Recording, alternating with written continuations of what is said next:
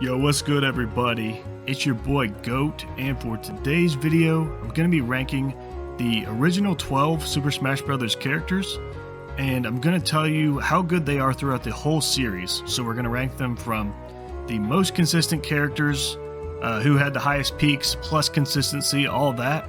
And we're just going to do the original 12 because they're the only characters that have been in every single game. So without further ado, let's get into it. So the worst character ever is Link. I'm sorry, Zelda fans, but Link has sucked ass in almost every single game except for Ultimate. He was probably the second worst character in 64, so trash in 64, trash in Melee, trash in Brawl. He was okay in Smash 4, nothing crazy. You know, he wasn't incredible. He wasn't, I guess, one of the very, very worst, but he wasn't great in Brawl. And he's actually pretty solid in Ultimate. But other than that, it's just pretty clear he's the worst out of the original 12. And next it's going to be Ness.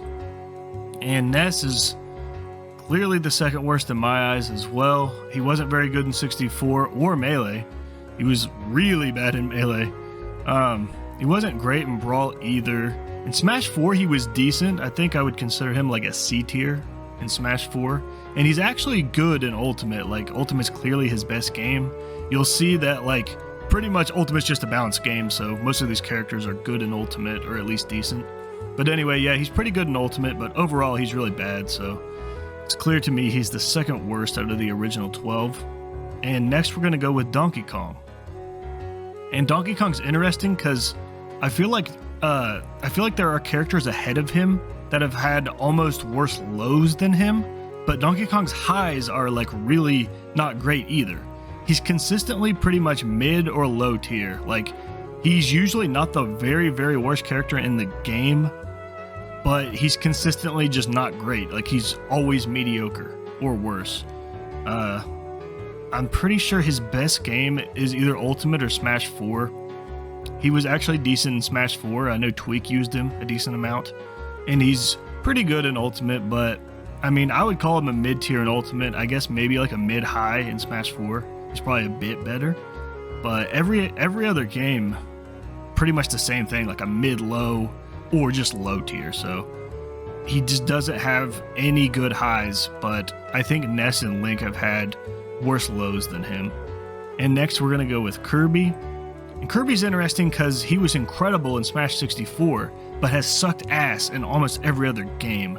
So he's okay in Ultimate. He's, I guess, like a mid-tier or a low mid-tier. But he was really bad in Smash 4. He was pretty bad in Brawl, not like an F tier, because they go all the way from A through F, or S through F in Brawl.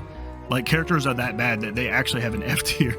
But I think he was like a D tier in Brawl, so still not very good. And in Melee, like, definitely a bottom 2 character, so he's kind of interesting. He's different than DK because he's like one of the best in 64. Many consider the second best in 64, but really bad other than that for the most part. So that's why I think he deserves to be low tier, but at the top of low tier. So next we're going to go with mid, and I'm going to go Jigglypuff because Jigglypuff kind of similar to Kirby, but with a bit more highs because Puff was an S tier character in Melee, so very good in Melee, and also a pretty good character in 64. So I feel like Puff has 2 games where she's at least like good or really good, and a bit better in Ultimate than Kirby as well.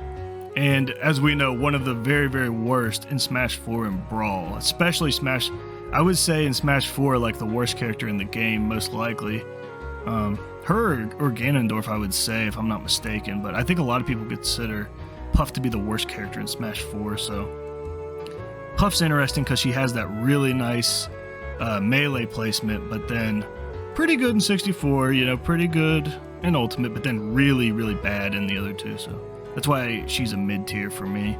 And next we're going to go with Samus, and Samus does not have the highs of Puff, but has more consistency, so Samus isn't great in 64, but she's kind of like at the top of like the bot. Like in Smash 64, I'm pretty sure their bottom tier is like a C tier, so she's like at the top of C tier in 64. And then in Melee, she's like a B tier character. Like, she's not a high tier, not a mid tier, somewhere in between. I feel like Brawl is the only game where she was really bad in. She wasn't very good in Brawl at all. But she was a bit better in Smash 4. Still not great, but a bit better. And then in Ultimate, I think she's actually very good.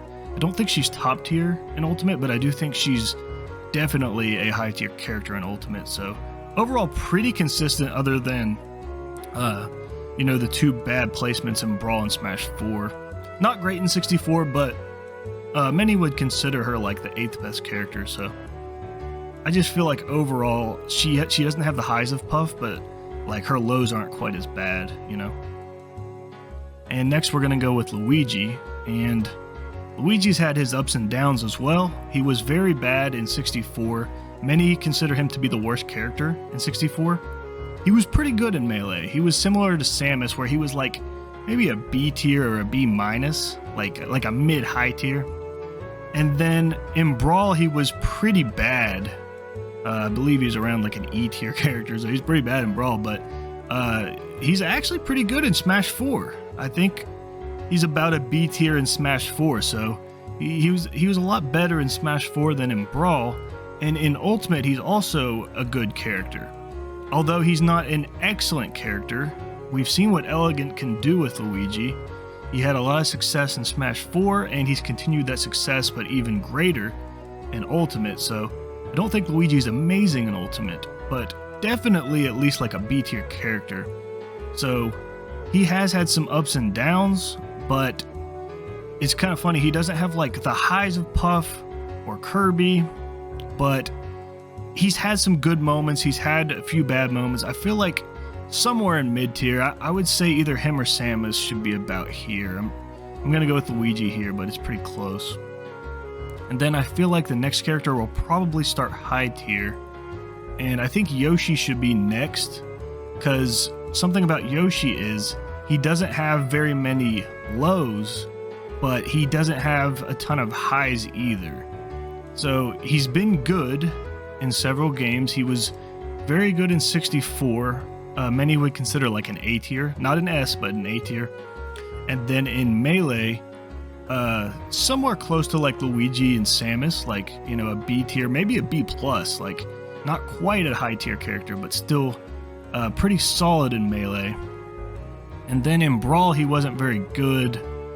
And in Smash 4, he wasn't great either. He was probably a bit better in Smash 4 if I'm not mistaken.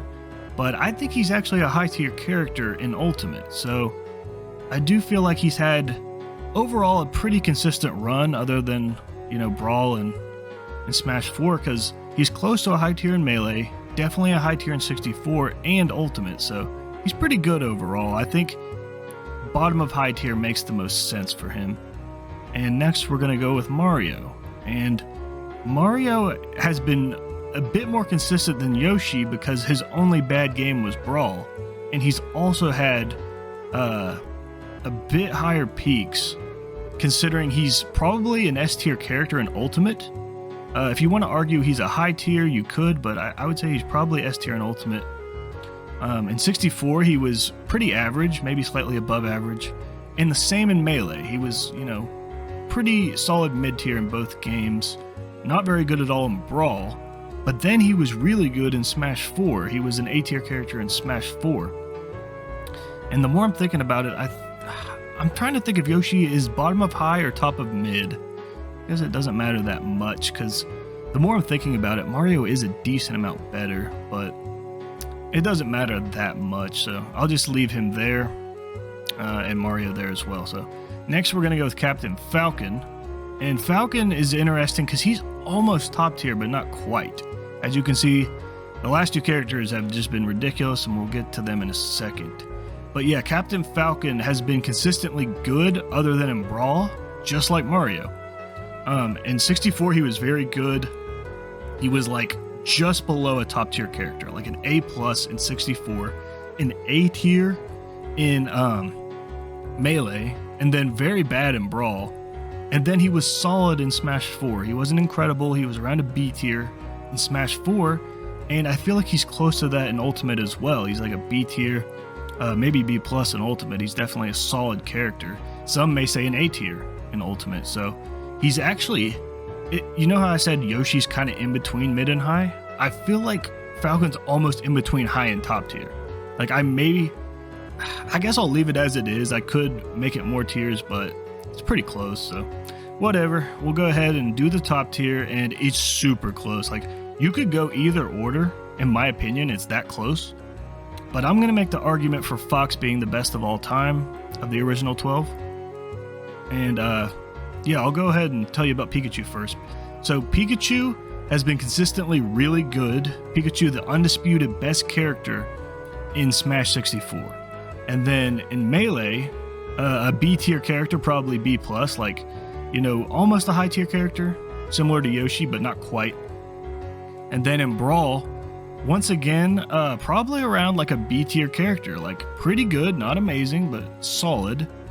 And somewhere close to that in Smash 4 as well. It's kind of funny, but like after the first game, they obviously made Pikachu worse, but like they didn't nerf him into the dirt. Like he was still a good character in the next 3 games, and then in Ultimate, he becomes an amazing character again.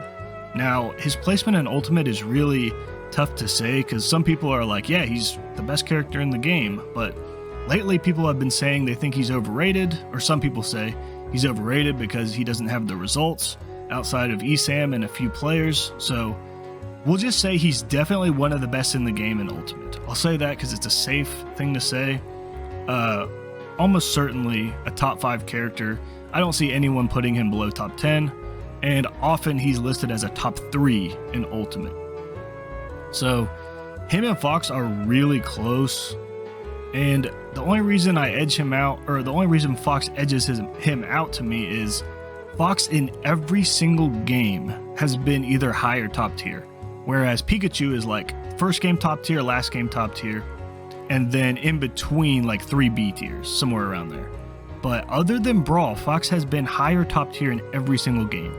In 64, he was an A tier character, considered very good, and then in Melee, the undisputed best character in the game, so clearly an S, and then Brawl was the one game where he was like a C tier. So like he wasn't even that bad, like he wasn't a trash character, he was just pretty average. And then in Smash 4, all of a sudden now he's a top 10 character again. So many people would consider him top 10 in Smash 4, an A tier character, probably not S because he wasn't quite like Bayonetta Cloud, but still very good in Smash 4. And now in Ultimate, many consider him a top tier as well. You could make an argument for high tier, but I'm going to make the case that he's a top tier character in Ultimate, and that's why he's number 1. He's been higher top tier in every single game except for 1. And Pikachu's close. He doesn't even have like 1 C tier placement, unless you really want to like make the argument, oh, he wasn't B, he was C. You know, it's pretty close. So you could say Fox maybe had a slightly lower placement in Brawl than any of Pikachu's placements, but to me, having 2 top tier and 2 high tier placements is greater than Pikachu's, like, I guess, lack of C tier placements. So I think Fox is slightly better. If Pikachu truly was the best in Ultimate, it would make it that much closer. Or if Fox was truly a high tier in Ultimate, we could make a case for Pikachu. So I could see it either way, but these are definitely the 2 best characters of the original cast, and they have been consistently either solid or amazing in every single game. So that about does it for this tier list. I hope you all enjoyed it. If you did, please give it a thumbs up. And if you want to see more content like this, hit the subscribe button. What do you all think? How would you rank the original 12 characters across the entire series? Let me know in the comments section, and thank you for watching.